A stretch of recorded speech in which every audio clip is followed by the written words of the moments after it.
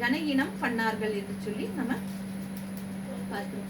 இன்னைக்கு கூட வந்து இந்த ஆர்சி சபைகள் எல்லாம் பார்க்கணும்னா அப்படியே இந்துக்கள் சபைகளில் இருக்கிற காரியங்கள் எல்லாம் என்ன செய்யப்பட்டதா இருக்கிறது.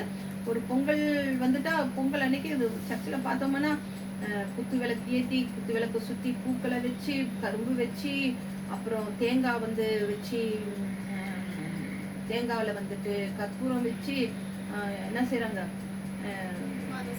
மாதா இருக்கு இல்லை சர்ச்சில் முன்னாடி கர்த்தருடைய சிலுவை இருக்கு இல்லையா, அதுக்கு முன்னாடி சாமியார் அதை வந்து அந்த ஒரு பானையில் அவங்க செய்வாங்க இல்லையா, பானையில் குங்குமம் மஞ்சள் எல்லாம் இப்படியான காரியங்கள் எல்லாம் இன்னைக்கு என்ன செய்யப்பட்டதாக இருக்கிறது, சபைகளுக்குள்ளே வந்துவிட்டதாக இருக்கிறது. அதாவது அந்த காலத்துல சபைகளிலே பெண்கள் வந்துட்டு என்ன செய்ய மாட்டாங்க, வரமாட்டார்கள். வெறும் ஆண்கள் மாத்திரம்தான் சபைகளிலும் புல்பிட்லையும் நிற்பார்கள் என்று சொல்லி பார்க்கலாம். அப்புறம் மெல்ல மெல்லமா அவர்கள் என்ன செய்யப்பட்டார்கள், வேதம் வாசிக்கிறதுக்கு வந்தாங்க, பைபிள் ரீடிங்க்கு வந்தாங்க, அப்புறம் ஆல்டர் கேர்ள்ஸ்க்கு வந்தாங்க, அப்புறம் வந்துட்டு நன்மை கொடுக்கறதுக்கு வந்தாங்க,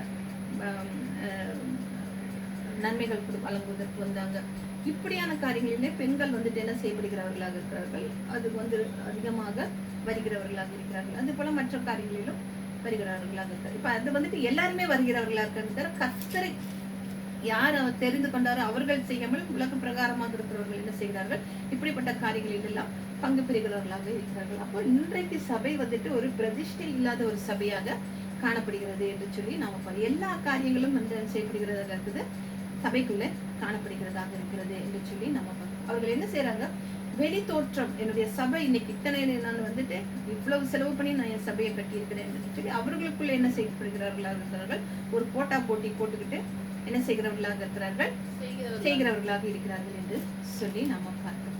அப்போ சொல்றது என் சபையில என்ன காணப்படுகிறது, பரிசுத்த குறைச்சல் காணப்படுகிறது. அப்போ நான் என்னுடைய நாமம் என்ன செய்யப்படுகிறதா இருக்குது, கனஹீனம் பண்ணப்படுகிறதாக இருக்கிறது என்று சொல்லி நம்ம பார்க்கிறோம்.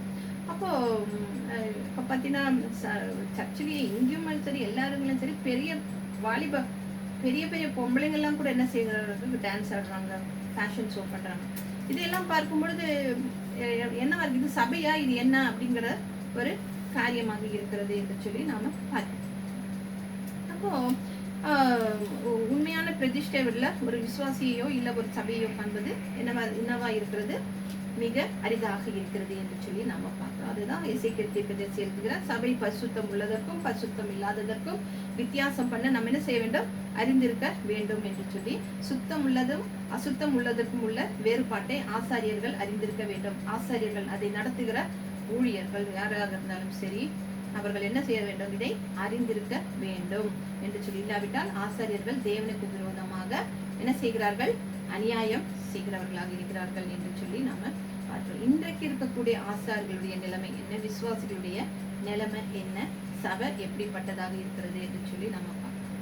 இப்போ நம்ம வந்துட்டு இன்னைக்கு இப்போ ஒரு எக்ஸாம்பிள் பார்த்தோம்னா சபை எப்படி அவர் என்ன சொல்றாரு, பரிசுத்தம் உள்ளது. இப்போ நம்ம வீட்டுல கூட ஒரு சில பாத்திரங்களை வந்து நம்ம என்ன எதுக்குன்னு வச்சிருப்போம், அந்தந்த காரியங்களுக்குன்னு வச்சிருப்போம். ஒரு பால் காய்ச்சறதுக்குன்னா பால் காய்ச்சறதுக்கு மாத்திரம் ஒரு பாத்திரத்தை நம்ம வச்சிருப்போம், அதுல தான் நம்ம பாலை காய்ச்சோம். ஏன்னா அதுல வேற எதையாவது நம்ம செஞ்சுட்டோம்னா கூட வேற எதுக்காவது யூஸ் பண்ணிட்டு திரும்பி அதுல பால் காய்ச்சணும்னா என்ன செய்யும், பால் கெட்டு போயிடும். ஏன்னா அந்த பாத்திரம் எதற்காக பயன்பட வேண்டும், பாலுக்கென்றே நம்ம வைத்திருக்கிறோம் என்று சொல்லி நாம பார்க்கிறோம். அது போலதான் எல்லாரையும் ஒவ்வொரு பாத்திரங்களையும் கர்த்தர் என்ன வைத்திருக்கிறார், பாத்திரங்களை வந்து ஒவ்வொரு பாத்திரத்தையும் நமக்காக இந்த பாத்திரங்கள் இதற்காக என்று சொல்லி கர்த்தர் வைத்திருக்கிறார். கர்த்தருடைய பயன்பாட்டிற்காக அவர் நம்ம என்ன செய்து கொண்டிருக்கிறார், மக்களை தெரிந்து கொண்டிருக்கிறார். அப்போ கர்த்தருடைய பயன்பாட்டிற்காக தெரிந்து கொண்ட நாம என்ன செய்கிறோம், அதிகமாக எதுக்கு நம்ம ஒத்து போறோம்னா உலக பிரகாரமான காரியங்களுக்கு நாம ஒத்து போகிறவர்களாக இருக்கிறோம், ஈடுபடுத்திக் கொள்ளுகிறவர்களாக இருக்கிறோம் என்று சொல்லி பார்க்கிறோம். ஆனா அவருடைய அபிஷேக தைலம் நம்மளுடைய தலையில ஊற்றப்பட்டிருக்கிறது அப்படிங்கிறது என்ன செய்யப்படுகிறதாக இருக்கிறது, மறந்து போகிறவர்களாக இருக்கிறோம். இன்று யூடியூபை திறந்து பார்க்கும் பொழுது சபைகளில் நடக்கிற எல்லா விதமான அவலங்களும் என்ன செய்யப்படுகிறதாக இருக்கிறது, பப்ளிஷ் செய்யப்படுகிறதாக இருக்கிறது. மெயின் பப்ளிக் டிவிகளெல்லாம் ஒளிபரப்பப்படுகிறதாக இருக்கிறது.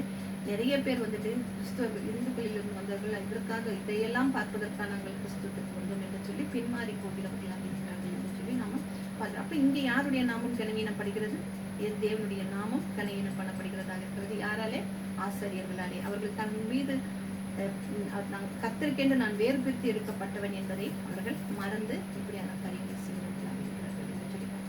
அப்ப நம்ம எல்லாமே வந்து கர்த்தரால நம்ம பிரதிஷ்டை பண்ணணும். அதை நம்ம நிதானித்து ஒவ்வொரு நேரமும் நம்ம என்ன செய்ய வேண்டும், நிதானித்து பார்க்க வேண்டும் என்று சொல்லி பார்க்கிறோம். அப்ப அன்னாள் வந்துட்டு சிறுபிள்ளையாகிய சாமுவேலை கர்த்தருக்கென்று என்ன செய்றாங்க, பிரதிஷ்டை செய்யறாங்க. நசரேயன் விரதத்தோட அந்த பிள்ளை என்ன செய்வது, யாருடைய சந்நிதியில வளர்கிறது, தேவனுடைய சந்நிதியில சாமுவேல் வளர்ந்து என்ன செய்கிறாரு, வளர்ந்து கொண்டிருக்கிறார் என்று சொல்லி பிரத்யேகமாக சொல்லி பார்த்தோம்னா தேவனுடைய காரியங்களுக்காக தான் சாமுவேல் என்ன செய்யப்பட்டார், வளர்க்கப்படுகிறார் என்று சொல்லி நாம பார்க்கிறோம். எனக்கு இதை வச்சுட்டு தேவனுடைய காரியங்களுக்காக தான் சாமுவேல் என்ன செய்யப்படுகிறார், வளர்க்கப்படுகிறார் என்று சொல்லி பார்த்தோம்.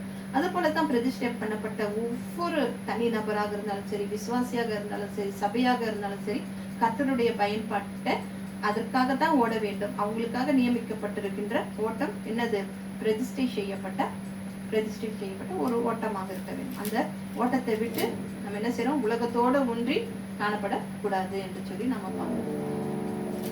இப்போ அநேக செயல்களை வந்துட்டு இன்னைக்கு சபை என்ன செய்திருந்தது, சபைக்குள்ள நம்ம எல்லாவற்றையுமே நம்ம என்ன செய்து விட்டோம், கொண்டு வந்து விட்டோம் என்று சொல்லி நம்ம பார்க்கிறோம். உண்மையான பிரதிஷ்டையோடு காணப்படுகிற சபை என்பது மிக ரொம்ப ரொம்ப அரிதாக காணப்படுகிறது என்று சொல்லி சிலர்லாம் வந்துட்டு வெள்ளையும் சொல்லியுமா தான் இருப்பாங்க. ஆனா அவரோட சபைக்குள்ள போய் பார்க்கும் பொழுதுதான் தெரிகிறது அது எப்படி ஒரு பிரபாண்டமான சபையாக இருக்கிறது என்று சொல்லி நம்ம பார்க்கலாம். நீதிமொழிகள் 25:4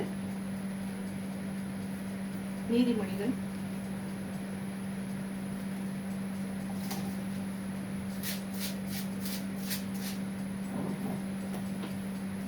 வெள்ளியை நின்று களிம்பை நீக்கிவிடு, அப்பொழுது தட்டானால் நல்ல உடைமை பிறக்கும். 25:4 Silver must be purified before it can be used to make something of value. இப்போ வெள்ளியில இருந்து என்ன இருக்கும், களிம்பு இருக்கும்.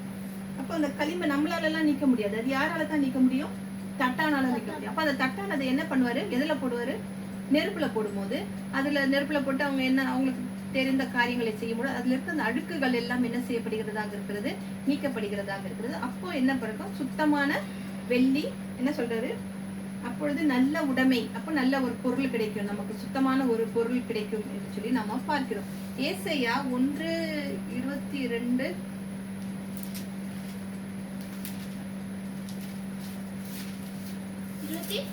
1:22 Your silver is fake and your wine is watered down. அவர் என்ன சொல்றாரு, உன் வெள்ளி களிம்பாயிற்று, உன் திராட்சை ரசம் தண்ணீர் கலப்பானது என்று சொல்லி அவர் சொல்றாரு. இன்னைக்கு எப்படி இருக்கான், சபை எப்படி இருக்கான், வெள்ளிய வந்துட்டு களிம்பா மாறி இருக்குது. வெள்ளியில வந்து என்ன இருக்குது, களிம்புனா என்ன, நிறைய அசுத்தங்கள் இருக்கு. திராட்சை ரசம் என்ன எப்படி இருக்கணும், சுத்தமானதா இருக்கணும். ஆனா அதுல என்ன கலந்துருக்கு, தண்ணீர் கலப்பானது அப்படின்னு சொல்லி அவர் சொல்கிறதை பார்க்கிறோம். எசேக்கியேல் 22:18 எசேக்கியேல் 22:18 18 இருந்து 20 வரைக்கும். Ezekiel, son of man, I consider the people of Israel as worthless as the leftover metal in furnace after silver has been purified. So I am going to bring them together in Jerusalem. I will be like a metal worker who collects that metal from the furnace and melts it down. I will collect the Israelites and blow on them with my fiery anger. They will melt inside the city of Jerusalem. மனுபுத்திரனே, இஸ்ரவேல் வம்சத்தாரே, எனக்கு களிம்பாய் போனார்கள். அவர்கள் எல்லோரும் குகையில் உள்ள பித்தளையும் தகரமும் இரும்பும் இருக்கிறார்கள். அவர்கள் வெள்ளியின் களிம்பாய் போனார்கள். ஆதலால் கர்த்தராகிய ஆண்டவர் சொல்லுகிறது என்னவென்றால், நீங்கள் எல்லோரும் களிம்பாய் போனபடியினால் இதோ நான் உங்களை எருசலேமுக்குள்ளே சேர்ப்பேன். வெள்ளியும் பித்தளையும் இரும்பையும் ஈயத்தையும் தகரத்தையும் அக்கினியில் ஊதி உருக்குவதற்காக குகைக்குள் சேர்க்கிறது போல நான் என் கோபத்தினால் என் உக்கிரத்தினால் உங்களை சேர்த்து வைத்து உருக்குவேன் என்று சொல்கிறார். அப்ப அவர் என்ன சொல்றாரு, நீங்க எல்லாம் எனக்கு எப்படி போனீங்க, நான் உங்களை வந்துட்டு வெள்ளியும் பொன்னும் தங்கமும் வச்சேன், நீங்க எப்படி போனீங்க, எனக்கு களிம்பாய் போனீர்கள் அப்படின்னு அவர் சொல்றாரு. அதாவது அவங்க வந்துட்டு ஒரு இது வச்சிருப்பாங்க, அவங்க இந்த தட்டான்கள் எல்லாம் ஒரு பொருள் வச்சிருப்பாங்க. நம்ம என்னதான் நம்ம ஒரு தங்கத்தை கொடுத்தா கூட அவங்க அதுல வந்துட்டு சுத்தமான தங்கமா என்னன்னு சொல்லி உருக்கி பார்த்து அதுல இருக்க களிம்பெல்லாம் நீக்கிட்டு தான் அவர்கள் வந்து உண்மையான இது. நம்ம ஒரு செயின் கொடுத்தா கூட நம்ம ஒரு 2 பவுன் கொடுத்தோம்னா அவங்க உருக்கி கிருக்கி பார்த்துட்டு இவ்வளவுதான் இருக்கு, இதெல்லாம் மற்றதெல்லாம் செம்பு அது இதெல்லாம் கலந்துருக்கு அப்படின்னு சொல்லி சொல்லுவாங்க. அப்ப நம்ம எப்படி இருக்கிறோமோ அதுல வந்துட்டு என்ன இருக்குது, ஈயம், தங்கம், ஈயம், தகரம், இரும்பு, பித்தளை இப்படியாக இருக்கிறது. அப்ப இன்னைக்கு சபைகளில் எப்படியா இருக்குது, பித்தளை, இரும்பு, தகரம், ஈயம் இப்படியான காரியங்கள் தான் அதிகமாக இருக்கிறது என்று அவர் சொல்லுகிறதாக இருக்கிறார்.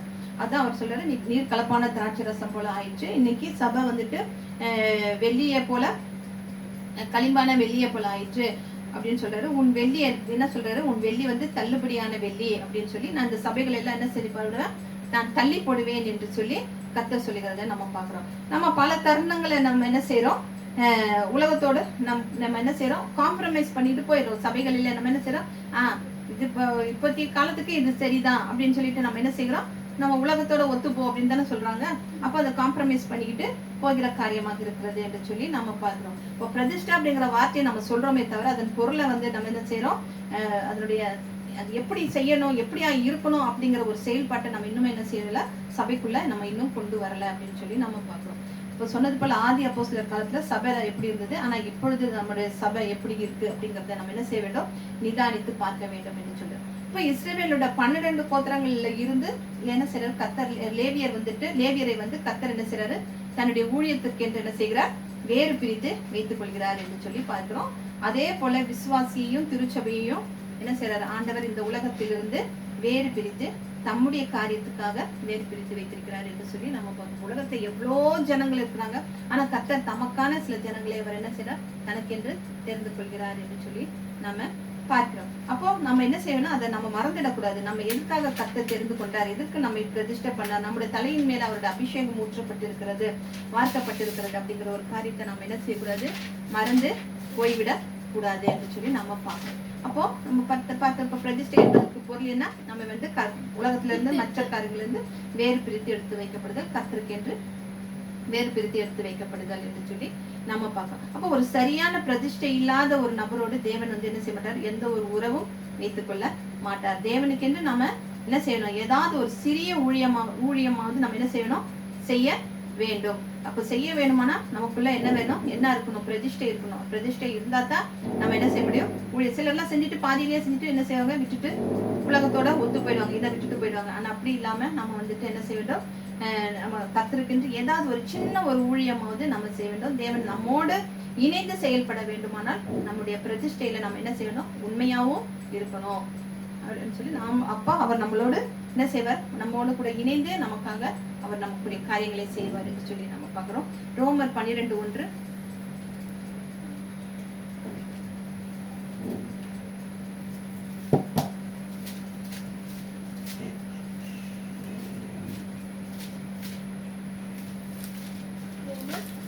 12:1 அப்படி இருக்க சகோதரரே, நீங்கள் உங்கள் சரீரங்களை பரிசுத்தமும் தேவனுக்கு பிரியமுமான ஜீவ பலியாக ஒப்பு கொடுக்க வேண்டும் என்று தேவனுடைய இரக்கங்களை முன்னிட்டு உங்களை வேண்டிக் கொள்கிறேன். இதுவே நீங்கள் செய்யத்தக்க புத்தியுள்ள ஆராதனை. Dear friends, God is good, so I beg you to offer your bodies to Him as a living sacrifice, pure and pleasing. That's the most sensible way to serve God. அப்போ நம்ம பிரதிஷ்டை செய்யப்பட்டால் மாத்திரம் போதாது, நம்முடைய சரீரங்களை என்ன செய்யறாரு, பரிசுத்தமான ஜீவ பலியாக ஒப்பு கொடுக்க வேண்டும் என்று சொல்லி யார் எழுதுகிறார், பவுல் எழுதுகிறார் என்று சொல்லி நம்ம பார்க்கிறோம். இப்ப பழைய ஏற்பாட்டுல நம்ம பார்க்கும்போது மிருகங்கள் இருந்து என்ன செய்யப்படுகிறது, பலியாக்கப்படுகிறது, ரத்தம் சிந்தப்படுகிறது, அப்புறம் சர்வாங்க தகன பலியாக முழுவதுமாக அது தகனிக்கப்படுகிறது என்று சொல்லி பார்க்கிறோம். அப்புறம் அந்த மிருகம் கொல்லப்படுகிறது என்று சொல்லி நம்ம பார்க்கிறோம். அந்த பலி வந்து மறுத்து போன, அதாவது அது வந்து அது என்னது, ஒரு இறந்து போன ஒரு பலி இல்லையா. ஒரு மிருகத்தை கொன்னு அதோடைய ரத்தத்தை சொல்லி திரும்பி அந்த மிருகம் உயிரோட வருமா, உயிரோட வராது. ஆனா புதிய ஏற்பாட்டுல நம்முடைய சரீரத்தை, அதாவது நம்முடைய சரீரமாகிய ஆவி ஆத்மா இதை முழுவதுமாக நம்ம என்ன செய்ய வேண்டும், ஜீவ பலியாக அர்ப்பணிக்கணும் அப்படின்னு சொல்லி யார் சொல்றாரு, பவுல் சொல்லுகிற காரியங்களை பார்க்கிறோம். இதுதான் புதிய ஏற்பாட்டுக்கும் பழைய ஏற்பாட்டுக்கும் உள்ள வித்தியாசம் என்று சொல்லி நாம பார்க்கிறோம். அப்போ பிரதிஷ்டைனா என்ன சொன்னா, நம்ம முழுவதுமாக கர்த்தருக்கென்று அர்ப்பணிக்க வேண்டும். நம்முடைய ஆவி ஆத்மா சரீரத்தை கர்த்தருக்கென்று வேறு பிரித்து எடுத்து வைக்க வேண்டும். அப்புறம் வந்துட்டு என்று சொல்லி நம்ம பார்க்கிறோம். பழைய ஏற்பாட்டுல பார்க்கும்போது தகன பலி வந்துட்டு செலுத்தப்படும் பொழுது அது வந்து என்ன செய்யப்படுகிறதாக இருக்கிறது, அந்த மிருகம் வந்துட்டு என்ன செய்யப்படுகிறதாக இருக்கிறது, சந்து சந்தாக துண்டிக்கப்பட்டு அக்னியில என்ன படுகிறது, தகனிக்கப்படுகிறதாக இருக்கிறது என்று சொல்லி நம்ம பார்க்கிறோம். அதுல எந்த ஒரு பகுதியும் நாம எடுத்து வைத்தோம்னா அது நிராகரிக்கப்படும், முழுவதுமாக துண்டிக்கப்பட்டு அது தகனிக்கப்பட வேண்டும் என்று. அது என்ன செய்ய வேண்டும், அதுல இருந்து நம்ம ஏதாகிலும் ஒரு மிருகத்தை பலியிடும் போது சந்து சந்தாக சர்வாங்க பலியிடும் போது அதுல நம்ம எதையுமே எடுத்துக்க கூடாது. அது முழுவதுமாகவே அது என்ன செய்ய வேண்டும், பட வேண்டும், தகனிக்கப்பட வேண்டும் என்று சொல்லி நம்ம பழைய ஏற்பாட்டுல பாக்குறோம். ஆனா புதிய ஏற்பாட்டுல ஜீவ பலியாக நாம ஒப்பு கொடுக்க வேண்டியது எது, நம்முடைய ஆவி, ஆத்மா, சரீரம். எதையுமே நம்ம வந்து எடுத்து வைக்க கூடாது. இது மூணையுமே நம்ம எதையுமே நம்ம என்ன வந்து கர்த்தருக்கு முழுவதுமாக நான் வந்து என்னுடைய சரீரம் வந்துட்டு உலகத்தோட இருக்கட்டும், இது வந்துட்டு நான் உங்களுக்கு தரேன், ஆத்மாவை நான் உங்களுக்கு தரேன், அப்படி இல்லை. மூன்றுமே கர்த்தருக்கு என்று நான் செய்ய வேண்டும், எடுத்து வைக்கப்பட வேண்டும் என்று சொல்லி நம்ம பார்க்கிறோம். அப்ப இதுதான் புத்தியுள்ள ஆராதனை என்று சொல்லி நம்ம பார்க்கிறோம். அப்போ இன்னைக்கு வந்துட்டு சபைகள் வந்துட்டு ஒரு களிப்புள்ள ஒரு இடமாக, ஒரு கொண்டாட்டத்திற்குரிய இடமாக, நம்ம ஒருவேளை நம்ம போற சபை இப்படி உள்ளதாக காணப்பட்டோம்னா நம்ம அந்த சபையில என்ன இருக்கு இல்லைன்னு தெரிஞ்சுக்கணும். பிரதிஷ்டை இல்லை, அங்க வந்துட்டு விசுவாசிங்க கிட்ட பிரதிஷ்டை இல்லை, அப்புறம் பரிசுத்த ஜீவ பலியாக அவங்க தங்களை ஒப்பு கொடுக்கவில்லை என்பதை நம்ம புரிந்து கொள்ள வேண்டும் என்று சொல்லி நம்ம பார்க்கிறோம். அதே ரோமர் 10:4 பார்க்கும்பொழுது, 10:4 விசுவாசிக்கிற எவனுக்கும் நீதி உண்டாகும்படியாக கிறிஸ்து நியாயப்பிரமாணத்தின் முடிவாய் இருக்கிறார். விசுவாசிக்கிற எவனுக்கும் நீதி உண்டாகும்படியாக கிறிஸ்து makes the law no longer necessary for those who become acceptable to God by faith. அப்ப பழைய ஏற்பாட்டுல நம்ம பார்க்கிற அந்த பலிகள், நான் சொன்னேன் இல்லையா, சந்து சந்தா துண்டித்து வைக்கிற அந்த பலிகளை கிறிஸ்து என்ன செய்கிறார், முடித்து வைக்கிறார் என்று சொல்லி நம்ம பார்க்கிறோம். புதிய ஏற்பாட்டுல எப்படி முடித்து வைக்கிறார், நம்முடைய சரீரங்களையும் நம்முடைய ஆவி ஆத்மாவையும் ஜீவ பலியாக என்ன சொல்றாரு, ஒப்பு கொடுக்க சொல்கிறார் என்று சொல்லி நாம பார்க்கிறோம். அப்ப இதுதான் என்ன செய்கிறது, பிரதிஷ்டை என்று சொல்லி நாம பார்க்கிறோம். இப்படிப்பட்ட முழுமையான அர்ப்பணிப்பு இல்லாம, அதாவது கம்ப்ளீட்டா நம்ம என்ன செய்யணும், சரண்டர் ஆகணும். இப்படி இல்லாம நம்ம தேவனோடு என்ன செய்ய முடியாது, உறவு கொள்ள முடியாது, தேவனோடு நம்ம கடந்து செல்ல முடியாது என்று சொல்லி நாம பார்க்கிறோம். அடுத்ததாக யோவான் 17:17 நம்ம பார்க்கும்போது,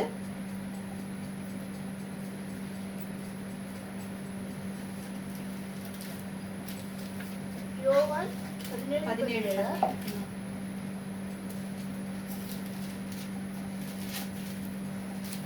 உம்முடைய சத்தியத்தினாலே அவர்களை பரிசுத்தமாக்கும், உம்முடைய வசனமே சத்தியம். உம்முடைய சத்தியத்தினாலே அவர்களை பரிசுத்தமாக்கும், உம்முடைய வசனமே சத்தியம் என்று சொல்லி பார்க்கணும். அப்போ ஆண்டவர் தம்முடைய what does Jesus mean by saying that for little? Well, we won't see him, but 17:17 ஆண்டவர் தம்முடைய வார்த்தை மூலமாக என்ன செய்யறாரு, நம்மை பரிசுத்தமாக்கி தமது திரு ரத்தத்தின் மூலமாக நம்மை கழுவி பரிசுத்தமாக்குகிறார். அவருடைய சத்தியத்தினாலே நாம் பிரதிஷ்டை பண்ணப்படும் போது கர்த்தர் நம்மை என்ன செய்கிறார், பரிசுத்தமாக்குகிறார் சொல்லி நம்ம பார்க்கலாம். இதுதான் பிரதிஷ்டை என்றால் என்ன என்று பார்த்தோம். நம்ம ஏன் பிரதிஷ்டை பண்ணப்பட வேண்டும் அப்படிங்கிறது பார்த்தோம்னா, ஒன்று நம்ம கிரயத்துக்கு கொல்லப்பட்டோம். என்ன செய்யறது, கிரயம்னா என்ன, ஃப்ரீயாக நம்ம என்ன, எல்லாமே நமக்கு கிருபை என்ன கொடுத்தார், ஃப்ரீயா தானே நமக்கு கொடுத்தார். கிருபையினாலே ரட்சிக்கப்பட்டீர்கள், இது உங்களால் உண்டானதில்லை, இது தேவனுடைய ஈவு என்று சொல்லி நம்ம பார்க்கிறோம். அப்போ நாம் வந்துட்டு யாரு, நம்முடையவர்கள் அல்ல, நாம வந்து கிரயத்துக்கு கொல்லப்பட்டிருக்கிறோம் என்று சொல்லி பார்க்கிறோம். பழைய ஏற்பாட்டுல இஸ்ரவேல் ஜனங்களை பார்ப்போமானா, நாங்க என்ன செய்றாங்க, அவங்க அடிமைதன வீடாகி எகிப்து தேசத்துல இருந்து கர்த்தர் என்ன செய்யறாரு, அவங்களை மீட்டு எடுத்துக்கிட்டு வராரு. அதனால இஸ்ரவேல் ஜனம் என்ன செய்யறாரு, என்னுடையவர்கள் அப்படின்னு சொல்லி கர்த்தர் சொல்லுகிறாரு. ஆனா யாத்திராகமம் 19:5-6 பார்க்கலாம். 5:6 பார்க்கும்போது, சகல ஜனங்களிலும், யாத்திராகமம் 19 நான் படிக்கிறேன்,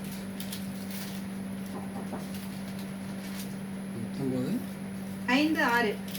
இப்பொழுது நீங்கள் என் வாக்கை உள்ளபடி கேட்டு என் உடன்படிக்கை கைக்கொள்வீர்களானால் சகல ஜனங்களிலும் நீங்களே எனக்கு சொந்த சம்பத்தாயிருப்பீர்கள். பூமி எல்லாம் என்னுடையது, நீங்கள் எனக்கு ஆசாரிய ராஜ்யமும் பரிசுத்த ஜாதியுமாக இருப்பீர்கள் என்று நீ இஸ்ரவேல் புத்திரரோடு சொல்ல வேண்டிய வார்த்தைகள் என்று சொல்லி அவர் சொல்கிறதை நாம பார்க்கிறோம். அப்போ நம்ம வந்து சொந்த சம்பத்து அப்படின்னு சொல்றாரு. சகல ஜனங்களிலும் நீங்களே என்ன சொல்றாரு, நீங்களே என்னுடைய ஜனங்களாக இருக்கிறீர்கள் என்று சொல்லி அவர் சொல்கிறார். கர்த்தர் மீட்டெடுத்த ஜனமாகவும் அவர் என்ன சொல்றாரு, நம்ம மேல் அவ்வளவு உரிமை பாராட்டுகிறவராக இருக்கிறார் என்று சொல்லி பார்க்கிறோம். இந்த காரணத்துக்காகத்தான் இஸ்ரேல் வந்து தன்னை கர்த்தருக்கு என்று பிரதிஷ்டை செய்ய வேண்டும் என்று சொல்லி அவர் சொல்கிற காரியங்களை நம்ம பார்க்கிறோம். அப்போ ஆசாரியர்களுக்கும் லேவியர்களுக்கும் மட்டுமல்ல 12 கோத்திரத்துக்கும் விடப்படுகின்ற என்னது அழைப்பாக இருக்கிறது, எது பிரதிஷ்டை என்று சொல்லி நம்ம பார்க்கிறோம். நீங்க எனக்கு ஆசாரியர் ராஜ்யமும் பரிசுத்த ஜாதியுமாக இருப்பீர்கள் என்று தெரிந்து கொண்டேன் என்று சொல்லி அவர் சொல்கிறார். சொந்த சம்பத்தாக அவர் என்ன சொல்றாரு, உங்களை நான் நியமித்துக் கொண்டேன் அப்படின்னு சொல்லி சொல்கிறார். இன்றைய காலகட்டத்திலே விசுவாசியாகிய நமக்கு அது வந்துட்டு எப்படி பொருந்தும் அப்படின்னு சொல்லி பார்த்தோம்னா 1 கொரிந்தியர் 6:19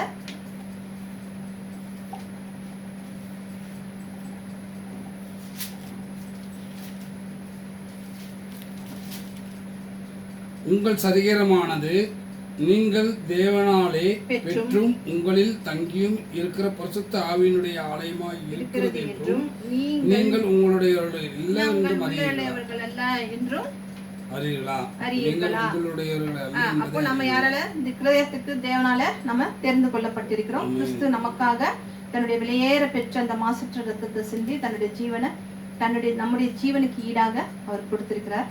அப்போ நம்ம கிரயத்துக்கு என்ன செய்யப்பட்டிருக்கிறோம், தேவனால வாங்கப்பட்டிருக்கிறோம். இந்த காரணத்தினால தான் தேவன் நம்மை என்ன செய்கிறார், தேவனுக்கென்று பிரதிஷ்டை செய்யப்பட வேண்டும் என்று சொல்லி அவர் சொல்கிறார் என்று சொல்லி பார்க்கிறார். அது மாத்திரமில்ல, நம்ம மேல உரிமை பாராட்டுகிறார். விலையேற பெற்ற ரத்தத்தையும் விலையேற பெற்ற அவருடைய ஜீவனையும், அதனால நம்மளுடைய ஆவி ஆத்மா சரீரத்தின் மேல தேவன் நமக்கு அதிகாரத்தை தருகிறார் என்று சொல்லி நம்ம பார்க்கிறோம். நாம நம்முடையவர்கள் அல்ல என்று நம்ம பரிசுத்த ஆவியானவர் வாசம் செய்யும் ஆலயமாக இருக்கிறது என்று சொல்லி நாம பார்க்கிறோம். இதுதான் நம்ம ஏன் பிரதிஷ்டை செய்யப்பட வேண்டும் என்று சொல்லுமோனா, முதலில நம்ம கிரயத்துக்கு கொல்லப்பட்டோம் என்று சொல்லி நம்ம பார்க்கிறோம். இரண்டாவதாக என்னன்னு பார்த்தோம்னா, அவருடைய அன்பு என்னை நெருக்கி ஏவுகிறது. இயேசு கிறிஸ்துவினுடைய அன்பு நம்மை நெருக்கி ஏறுகிறது. அதனால நான் பிரதிஷ்டை செய்து கொள்கிறேன். 1 கொரிந்தியர் இதுல வந்துட்டு கிறிஸ்துவின் அன்பு என்னை நெருக்கி ஏவுகிறது என்று சொல்லி கொரிந்தியர்ல நம்ம பார்க்கிறோம். அப்போ கிறிஸ்துவின் அன்பு எதற்காக நம்மை நெருக்கி ஏவுகிறது? ஏன் அவர் நம்மளுடைய அன்பு எதுக்கு நம்மை நெருக்கி ஏவுகிறது? பிழைத்திருக்கிறவர்கள் இனி தங்களுக்கென்று பிழைத்திராமல் நாம் கிறிஸ்துவுக்குள் பிழைத்திருக்கிறோம். நம்ம எல்லாம் யாருக்குள்ள பிழைத்திருக்கிறோம்? இப்ப எவ்வளவு பேர் மரித்து போய்விட்டார்கள். ஆனா பிழைத்திருக்கிற நாம வந்துட்டு நமக்கென்று பிழைத்திராமல் யாருக்கென்று, கிறிஸ்துவுக்கென்று பிழைத்திருக்கிறோம். நாம் நமக்கென்று பிழைக்காமல் உலகத்துக்கென்று வாழாமல் இனி நாம யாருக்காக வாழ வேண்டும்? கிறிஸ்துவுக்காக வாழ வேண்டும் என்று சொல்லி தேவனுடைய அன்பு என்ன செய்கிறது, நம்மை அதான் சொல்றது, அழைக்கப்பட்டவர்கள் அநேகர், தெரிந்து கொள்ளப்பட்டவர்களோ சிலர் என்று சொல்லி. அப்படி தெரிந்து கொள்ளப்பட்டவர்களில் அவருடைய அன்பு நம்ம என்ன செய்கிறதாக இருக்கிறது, நெருக்கி ஏவுகிறதாக இருக்கிறது என்று சொல்லி நம்ம பார்க்கிறோம். தங்களுக்காக மரித்து எழுந்தவருக்கென்று நாம் என்ன செய்ய வேண்டும்? நமக்காக மரித்து எழுந்தவருக்காக, நமக்காகத்தான் அவர் மரித்தாரு. அப்போ நமக்காக மரித்து எழுந்தவருக்காக நாம் என்ன செய்ய வேண்டும்? பிடித்திருக்க வேண்டும் என்று சொல்லி இந்த வசனம் நமக்கு குறிப்பிடுகிறதாக இருக்கிறது என்று சொல்லி நம்ம பார்க்கிறோம். அப்போ நம்ம பிரதிஷ்டை செய்ய மற்றொரு காரணம், கிறிஸ்துவின் அன்பு நம்ம என்ன செய்கிறதாக இருக்கிறது, நெருக்கி ஏவுகிறதாக இருக்கிறது. அவருக்குள்ளாக நம்ம என்ன செய்ய வேண்டும்? வளர வேண்டும். ஆவிக்குரிய ஜீவியத்திலே நம்ம என்ன செய்யணும்? கனி தரணும். பரிசுத்தமான வாழ்க்கையில முன்னேறணும். கிறிஸ்துவின் நிறைவான வளர்ச்சிக்கு தக்கதாக பூரண புருஷராக இருக்கணும். இந்த அடிப்படை எல்லாம் எதுக்கு தகுதியாக இருக்கிறதுன்னு பார்த்தோம்னா, பிரதிஷ்டைக்கு தகுதியாக இருக்கிறது என்று சொல்லி நம்ம பார்க்கிறோம். இப்போ விடைக்கரைத்துக் கொள்ளப்பட்டிருக்கிறோம். கிறிஸ்துனுடைய அன்பு நம்மை நெருக்கி ஏவுகிறதாக இருக்கிறது என்று சொல்லி பார்க்கிறோம். பிரதிஷ்டை இல்லாம ஒரு நாளும் நம்ம யாரால நடக்க முடியாது. கிறிஸ்துவோட நம்மளால நடக்கவே முடியாது. நமக்காக அவர் சிலுவையில விலைக்கரைய மாத்திரம் செலுத்தல, அவருடைய அன்பையும் செலுத்தி இருக்கிறார் என்று சொல்லி நம்ம பார்க்கிறோம். அந்த அன்பு நம்மை நெருக்கி ஏவுகிறது. நமக்காக அவமான சின்னமாக வேதனையை ஏற்றுக்கொண்டார், சாபத்தை ஏற்றுக்கொண்டார். நம்முடைய ஜீவனுக்கு ஈடாக அவருடைய ஜீவனையே என்ன செய்திருக்கிறார்? அர்ப்பணித்திருக்கிறார்.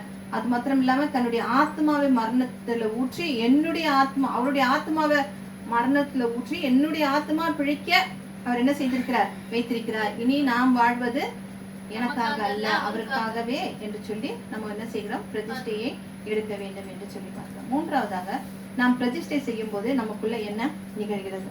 முதல்ல பார்த்தோம், பிரதிஷ்டை இல்லாத மனுஷனோட தேவன் உறவு கொள்ள முடியாது. தேவன் நம்ம வேண்டும், நம்மளுக்கு ஒரு பொறுப்பை கொடுக்கணும்னா நம்ம மேல என்ன செய்ய வேண்டும்? தேவனுக்கு ஒரு நம்பிக்கை ஏற்பட வேண்டும். நாம் பிரதிஷ்டை இல்லாதவர்களாக காணப்படுவோமானால் தேவன் நம்ம நம்பி சில பொறுப்புகளை நம்மிடத்துல தர அவரால் கூடாது என்று சொல்லி நாம பார்க்கிறோம். அதனால உண்மையான பிரதிஷ்டை இல்லை, நான் ஏதோ நான் கர்த்தருக்கேன்னு என்ன ஒப்பு கொடுக்குறேன் அப்படின்னு இருந்துட்டு ஒரு ஒப்பு கொடுத்துட்டு நான் ஞானஸ்தானம் பெற்றுட்டேன்னு சொல்லிட்டு திரும்பியும் பழையபடி உலக பிரகாரமாக குடி, ஆட்டம், பாட்டம், சிகரெட் பிடிக்கிறது அதெல்லாம் வந்துட்டு இருக்கக்கூடாது. அதுதான் சொல்றாரு, சில பொறுப்புகளை நம்மளுக்குள்ள அவர் பொறுப்புகளை நம்மளுக்குள்ள கொடுக்கணும்னா இந்த உலக பிரகாரமான ஒரு சின்ன ஒரு பிரதிஷ்டைக்கு அப்புறம் ஒரு சின்ன ஒரு கர்த்தருக்கு பிரியமில்லாத காரியம் கூட நம்ம கிட்ட காணப்படக்கூடாது. ஏன்னா அவர் நம்ம என்ன செய்கிறாரா இருக்கிறாரு, நம்ம மேல நம்பிக்கை வைக்கிறவராக இருக்கிறார் என்று சொல்லி நம்ம பார்க்கிறோம்.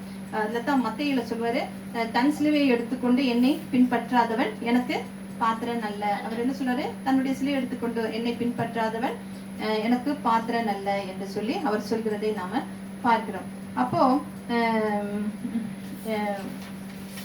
என்று சொல்லி பார்க்கிறோம். அப்போ நம்ம ஃபுல்லா கமிட்மெண்ட் ஆகுமே தவிர ஆத்துல ஒரு கால் சேத்துல ஒரு கால் வச்சுக்கிட்டு நான் இப்படியே இருப்பேன், நான் அப்படியே இருப்பேன் அப்படின்னு சொல்லி இருக்கக்கூடாது என்று சொல்லி நம்ம பார்க்கிறோம். கடைசி வரைக்கும் நமக்கென்று நியமிக்கப்பட்ட சிலுவையை சுமந்து கொண்டு இயேசுவை பின்பற்ற கர்த்தர் நம்மை அழைக்கிறவராக இருக்கிறார். இதுதான் பிரதிஷ்டை என்று சொல்லி பார்க்கிறோம். அப்போ தேவனுடைய சித்தத்துக்கு நம்மை முழுமையா விட்டு கொடுக்கும் போதுதான் உண்மையான பிரதிஷ்டையுடைய அர்த்தம் என்ன அப்படிங்கிறது தெரியும். அப்போ கர்த்தருக்கென்று நம்மை வேறு பிரித்து வைத்திருக்கும் போது அவருடைய சித்தத்தை நம்ம என்ன செய்ய முடியும், நம்முடைய வாழ்க்கையில முழுமையாக அனுமதிக்க முடியும் என்று சொல்லி பார்க்கிறோம். அப்போ எரேமியா தீர்க்கதரிசியை பார்த்து கர்த்தர் சொல்றாரு, நீ எழுந்து குயவன் வீட்டுக்கு போ, அங்க நான் உன்னை வந்து அங்க வந்து உன்னை என்னுடைய வார்த்தையை கேட்க பண்ணுவேன் அப்படின்னு சொல்லி சொல்வாரு. எரேமியால 18ஆம் அதிகாரத்துல இருக்கும். இப்ப டைம் இல்ல, 18ஆம் அதிகாரத்துல அப்புறம் போய் பார்த்துக்கோங்க. என்னுடைய வார்த்தையை கேட்க பண்ணுவேன் அப்படின்னு சொல்றாரு. அப்போ உடனே எரேமியா என்ன செய்றாரு, கீழ்ப்படிந்து என்ன செய்யறாரு, குயவன் வீட்டுக்கு போய் பாக்குறாரு. அங்க குயவன் என்ன செய்யறான், திரிகையில என்ன செய்யறான், பாத்திரங்களை களிமண்ணை வைத்து என்ன செய்யறான், வணைந்து கொண்டிருக்கிறான். அப்போ கர்த்தருடைய வார்த்தை எரேமியாவுக்கு வெளிப்படுகிறது. எரேமியா 18:4 இது ஒண்டி படிங்க. எரேமியா 18:4 பாட்டு அப்புறம் எடுக்கலாம்.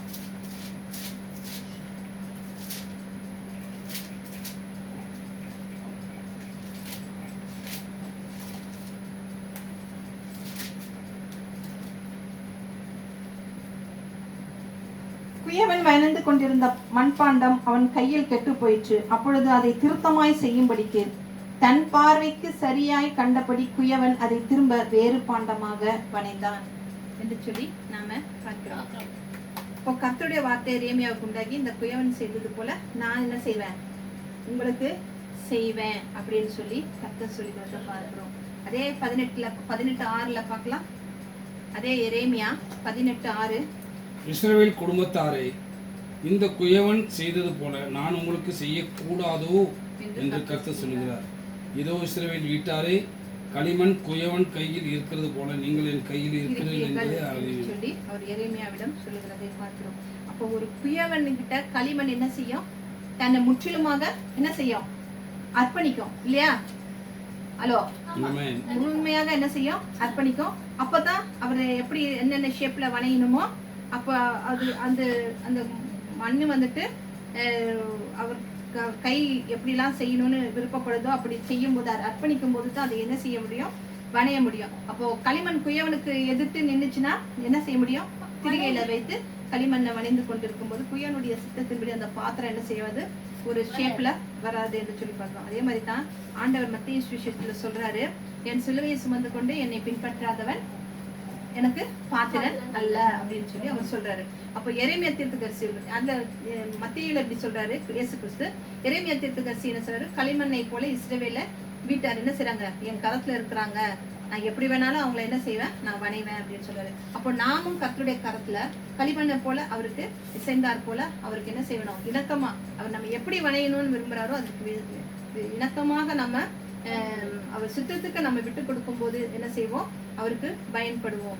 அவர் உகந்த பாத்திரமாக நம்மை வளைந்து கொள்வார். அதுதான் பிரதிஷ்டை அப்படின்னு சொல்லி பாக்குறோம். நம்முடைய அர்ப்பணம் அவர்கிட்ட நம்ம அர்ப்பணிக்கிறது முழுமையான அர்ப்பணமா இருக்கணும். சிலுவையை சுமந்து கொண்டு நாம் கர்த்தருக்கு பின்னே செல்ல வேண்டும். இப்ப நம்ம கர்த்தருக்கு எதிர்த்து நிற்போமானால் அவருக்கு நம்ம என்ன செய்வாரு, நம்மை வந்துட்டு என்ன செய்வாரு, நம்மை வந்துட்டு வணைய மாட்டார். என்று சொல்லி நம்ம பார்க்கிறோம். அப்போ கர்த்தரின் சித்தம் நம்மில் நிறைவேற ஒரு சிறந்த வழி. அவர் நம்முடைய சித்தத்தின்படி வணையும் போது நம்மை அர்ப்பணித்து தர வேண்டும் என்று சொல்லி நம்ம பார்க்கிறோம்.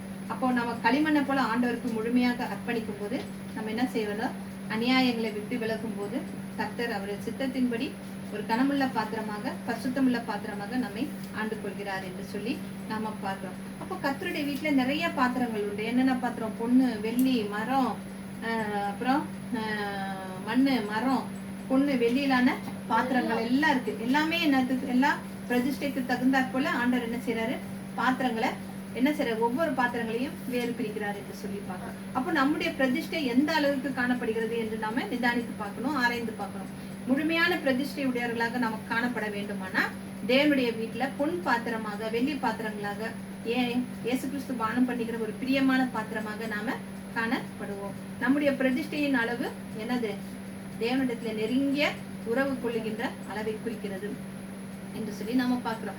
அப்போ நம்முடைய முழுமையான பிரதிஷ்டை தேவனிடத்துல நெருங்கி உறவு கொள்வதற்கான வாய்ப்பை என்ன செய்கிறது? நம்ம அவர்கிட்ட நெருங்கி ஒவ்வொரு நாளும் உறவு கொள்ளும் பொழுது அவர்கிட்ட நம்ம அது ஒரு வாய்ப்பை நமக்கு ஏற்படுத்தி கொடுக்கிறதாக இருக்கிறது இந்த பிரதிஷ்டை என்று சொல்லி நம்ம பார்க்கிறோம். அப்போ தேவன் நம்ம மேல நம்பிக்கை வைத்து நமக்கு ஒரு பெரிய பொறுப்புகளை தருவதற்கான சாத்திய கூற்றுகளை இது ஏற்படுத்தி கொடுக்கிறது என்று சொல்லி நம்ம பார்க்கிறோம். அப்ப பிரதிஷ்டை இல்லாத இடத்துல தேவன் என்ன செய்ய மாட்டாரு, அநேக பொறுப்புகளை கொடுக்க மாட்டார். உண்மையான பிரதிஷ்டை அர்ப்பணம் காணப்படுகின்றவனிடத்துல தான் கர்த்தர் தன்னுடைய கிருபைகளை ஊற்றுகிறார் என்று சொல்லி பார்க்கிறோம். அவர் தானே சொல்றாரு, கொஞ்சத்திலே நீ உண்மை உள்ளவனா இருந்தால் உன்னை உனக்கிட்ட என்ன சொன்ன பெரிய காரியங்களை நான் உனக்கு பொறுப்பாக கொடுக்கிறேன் என்று சொல்லி அவர் சொல்லுகிறார். உன்னை கனமுள்ள பாத்திரமாக நான் வணைந்து கொள்கிறேன் என்று கர்த்தர் நம்மை பார்த்து சொல்கிறார் என்று சொல்லி பார்க்கிறோம். லூக்கா 7ஆம் அதிகாரத்துல பார்க்கும் பொழுது இந்த ஒரு பாவியான ஒரு ஸ்திரீயினுடைய அர்ப்பணிப்பை நம்ம பார்க்கலாம். ஹலோ, எஸ், அது வியக்கத்தக்கதான ஒரு பிரதிஷ்டையாக இருக்கிறது. அந்த நாயின் என்ற ஊர்ல இயேசு கிறிஸ்து ஒரு பரிசேயின் வீட்டுல போய் என்ன செய்கிறாரு, பந்தி இருக்க போறாரு. அப்ப அங்க யார் வரா? இயேசு கிறிஸ்து லூக்கா 7ல பார்க்கும்போது அந்த பரிசேயின் வீட்டுல இயேசு கிறிஸ்து பந்தி பரிசேயின் வீட்டுல பந்தி இருக்க வராரு. அப்போ அந்த பரிமள தைலத்தை பூசுவாங்க இல்லையா, அந்த ஸ்திரீ வராங்க. அப்ப அவங்க என்ன செய்யறாங்க, ஒரு நலதம் என்கின்ற பரிமள தைலத்தை கொண்டு அவருடைய பாதங்களில் ஊற்றி தன்னுடைய கண்ணீரால அவர் பாதத்தை துடைத்து, தலைமயிரால அவருடைய பாதத்தை துடைத்து, அவருடைய பாதங்களை ஓயாமல் அவங்க என்ன செய்யறாங்க, சுத்தம் செய்து கொண்டே இருக்கிறார்கள் என்று சொல்லி நாம பார்க்கிறோம். அதுதான் ஒரு முழுமையான ஒரு அர்ப்பணிப்பாக காணப்படுகிறதாக இருக்கிறது. தன்னுடைய பாவியான நிலைமையை அறிந்து அவங்க இந்த தேவனிடத்தை எப்படி தன்னை என்ன செய்யறாங்க, அர்ப்பணிக்கிறாங்க. தன்னிடத்துல இருந்த வெளியேற பெற்ற அந்த நலதத்தை கொண்டு இயேசுடைய பாதத்துல ஊற்றுகிறாங்க, தன்னோட கண்ணீரால துடைக்கிறாங்க அப்படின்னு சொல்லி. அப்ப இப்படிப்பட்ட ஒரு காரியம் நம்ம கிட்ட எத்தனை பேர்கிட்ட காணப்படுகிறதாக இருக்கிறது? எத்தனை பேர் நம்ம எல்லாருமே பாவம் செய்தவர்களாக இருந்தாலும் எத்தனை பேர்